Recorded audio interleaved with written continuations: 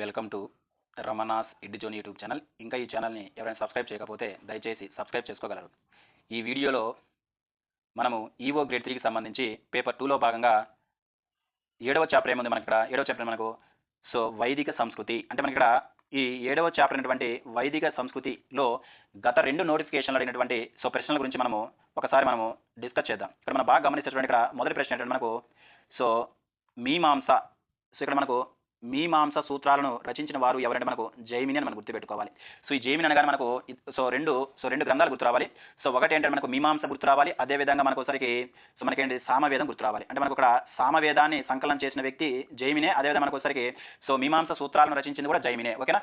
Next question గమనించండి ఇక్కడ వేదాలను ఇలా కూడా పిలుస్తారు. ఎలా మనకు ఇవి శృతి కాబట్టి వేదాలకు గల మరొక పేరెంట్ మనకు శృతిగా మనం గుర్తుపెట్టుకోవాలి. నెక్స్ట్ కానీ గమనిస్తే మనువు ప్రతిపాదించినటువంటి జీవిత పురుషార్థాలు ఎన్ని? ఇక్కడ మనకు ఒకసారికి మన జీవితంలో 4 పురుషార్థాలు ఉంటాయండి. ఏముంటాయి మనకు 4 ఉంటాయి మనం గుర్తుపెట్టుకోవాలి. ఒకటి మనకు ధర్మము, రెండు మనకేది అర్థము, కామము మూడవది, నెక్స్ట్ ఫైనల్గా మనకు మోక్షం. ఇవన్నీ కూడా మనకి ఏంటంటే మనువు ప్రతిపాదించినటువంటి పురుషార్థాలుగా మనం గుర్తుపెట్టుకోవాలి. మొత్తం ఏంటంటే 4. నెక్స్ట్ క్వశ్చన్ గమనిస్తే ఋగ్వేదం అనేది డాష్ గా విభజించబడింది. మనకి ఇక్కడ మండలాలుగా విభజించి మనకు జనరల్ గా ఋగ్వేదం వచ్చరికి 2 భాగాలుగా విభజించబడి ఒకటి మనకేంటి అష్టకాలు, రెండేది మనకు మండలాలు.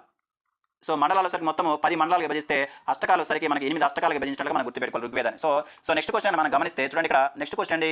ఋగ్వేదం ఇది అయిపోయింది. నెక్స్ట్ క్వశ్చన్ చూడండి వేదాలలో. చూడండి ఇక్కడ మనకు బాగా గమనిస్తే వేదాలలో ఉపయోగించిన పదాలు, రాగాలు మరియు అనుసంధానాలు వివరించే గ్రంథాన్ని ఇలా అంటారంటే మనం ఏమంటాం? మనం ప్రాతిశాఖ్యము అంటాము. చాలా ఇంపార్టెంట్. మనకి ఇక్కడ వేదాల్లో ఉపయోగించినటువంటి పదాలు, రాగాలు మరియు అనుసంధానాలు వివరించే గ్రంథం ఏంటి మనకు?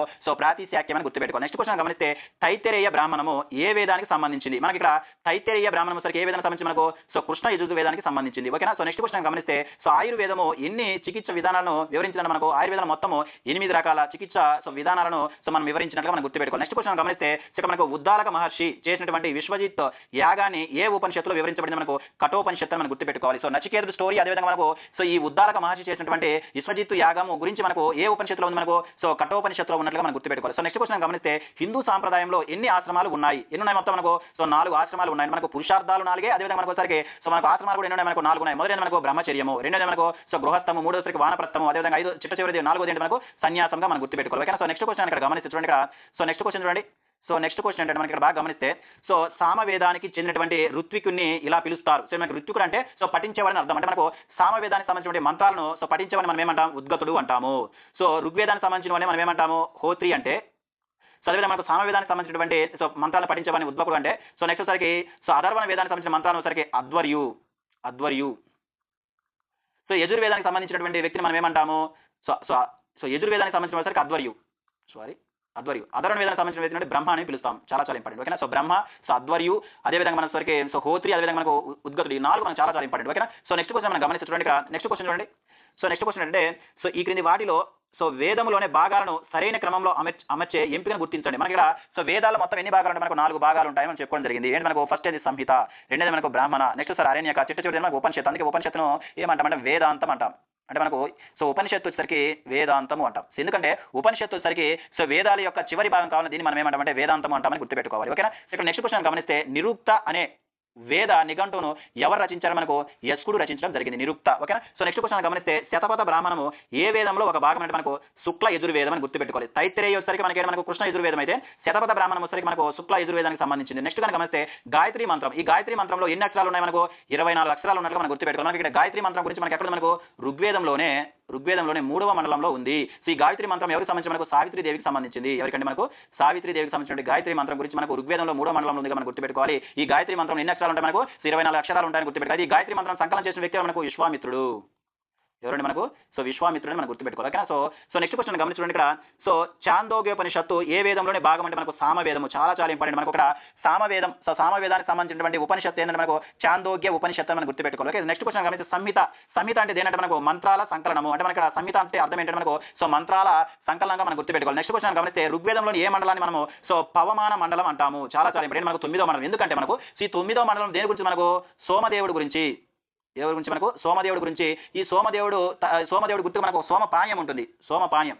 సోమ పానీయము. ఈ సోమ పానీయం గురించి మనకి ఎక్కడ ఉందంటే మనకు ఋగ్వేదంలోనే 9వ మండలంలో గుర్తు. అయితే ఈ సోమదేవునికి మరొక పేరేంటి మనకు పవనామ, అందుకే దీన్ని ఏమంటాం మనకు సో పవనామ మండలము అంటాము. ఓకేనా. సో ఇక్కడ నెక్స్ట్ క్వశ్చన్ గమనించి చూడండి. ఇక్కడ సో నెక్స్ట్ క్వశ్చన్ చూడండి. ఇక్కడ మనం బాగా గమనిస్తే సో నెక్స్ట్ క్వశ్చన్ ఏంటంటే మనకి ఇక్కడ సో 3వ ఆశ్రమ వ్యవస్థను డాష్ గా అంటారు. సో 3వ ఆశ్రమ వ్యవస్థను డాష్ గా అంటారు. మనకి వానప్రస్థము. అంతేకాదు మనం చెప్పుకున్నాం. సో ఫస్ట్ ఏంటి మనం బాగా గమనిస్తే ఇక్కడ మనకు ఫస్ట్ ఏంటి మనకి ఇక్కడ ఫస్ట్ వచ్చేసరికి బ్రహ్మచర్య. సో బ్రహ్మచర్యము. సో రెండోది మనకు గృహస్థము. రెండోది మనకి ఏంటి గృహస్థము. సో మూడోది మనకు వానప్రస్థము. నాలుగోది మనకు సన్యాసము.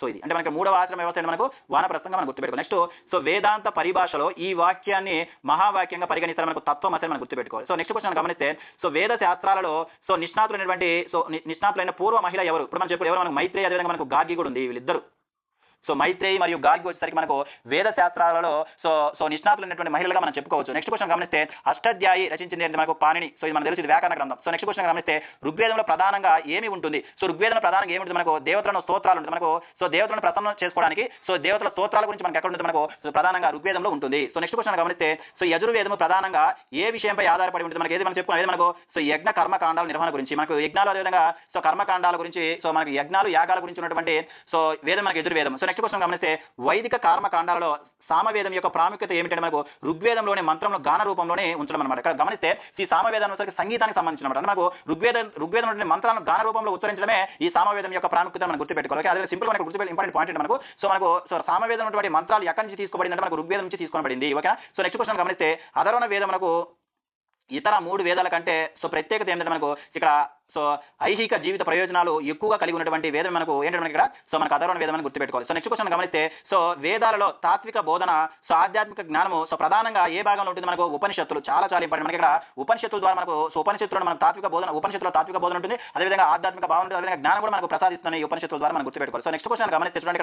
ఇక్కడ మనం బాగా గమనిస్తే నెక్స్ట్ క్వశ్చన్ చూడండి. ఇక్కడ మనం బాగా గమనిస్తే సుప్రసిద్ధమైన చూడండి మనకి ఇక్కడ సుప్రసిద్ధమైనటువంటి వైదిక ఉపనిషత్తులు మొత్తం ఎన్ని మనకు 10. జనరల్ మనం మొత్తం ఉపనిషత్తులు మనకు 108 అయితే ప్రసిద్ధమైనటువంటి ఉపనిషత్తులు వైదిక ఉపనిషత్తులు మనకు 10గా మనం గుర్తుపెట్టుకోవాలి. ఓకే. సో నెక్స్ట్ క్వశ్చన్ గమనిస్తే ఈ క్రింది జంటల్లో ఏది మనకు సరైన ఉపవేదము, అదేవిధంగా దానికి సంబంధించిన వేదం మనకు ఏది మనకు ఆయుర్వేదం సరికి ఏ విధంగా సంబంధించి మనకు ఋగ్వేదంగా మనం గుర్తుపెట్టుకోవాలి. సో నెక్స్ట్ క్వశ్చన్ గమనిస్తే తత్వమసి అనే జీవాత్మ మరియు పరమాత్మ ఏకత్వాన్ని బోధించే వాక్యము ఏ ఉపనిషత్తులో ఉందని మనకు చాందోగ్య ఉపనిషత్తు మనం గుర్తుపెట్టుకోవాలి. ఓకేనా. సో నెక్స్ట్ క్వశ్చన్ గమనిస్తే వ్యాసుడు ఋగ్వేదాన్ని ఎవరికి బోధించాడు? సో వ్యాసుడు అంటే మనకి ఏంటి? పైరుడు. మనం చెప్పుకున్నాం కూడా సార్. మనం ఇక్కడ బాగా గమనిస్తే సో ఋగ్వేదం సరికి పైరుడికి, అదేవిధంగా మనం సరికి సో అధర్వణ వేదం సరికి ఓకే సుమంతుడికి, సో నెక్స్ట్ సరికి మనకి ఏంటి మనకి సామవేదం సరికి జైమిడికి, అదేవిధంగా మనకు సరికి సో యజుర్వేదం సరికి మనకు వైశంపాయనుడికి సో మనకు వ్యాస మహర్షి బోధించినట్లుగా మనం గుర్తుపెట్టుకోవాలి. ఓకే. సో నెక్స్ట్ కనుక గమనిస్తే సో వాలకిల్య సూత్రము ఏ వేదంలో ఉందంటే మనకు ఋగ్వేదంలో ఉన్నట్లు మనం గుర్తుపెట్టుకోవాలి. నెక్స్ట్ క్వశ్చన్ గమనిస్తే కాన్వా శాఖ ఏ వేదానికి సంబంధించింది? చాలా ఇంపార్టెంట్. మనకు సో యజుర్వేదంలో మనకు 2 రకాలు ఉంటాయి. మనకి శుక్ల యజుర్వేదం ఉంటుంది, అదేవిధంగా మనకు సరికి మనకి కృష్ణ యజుర్వేదం ఉంటుంది. ఇక్కడ